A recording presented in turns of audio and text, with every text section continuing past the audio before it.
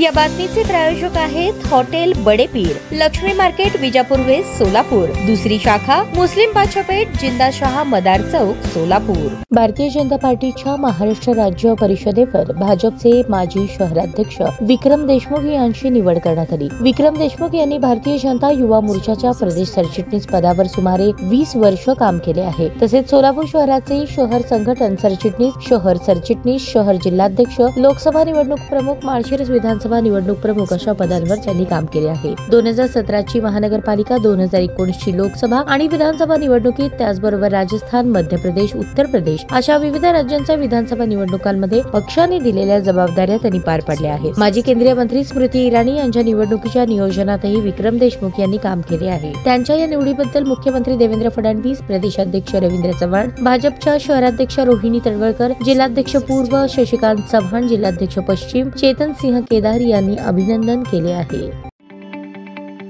ताज्या बातम्या पाहण्यासाठी प्राईम महाराष्ट्र न्यूज चॅनलला सबस्क्राईब करा।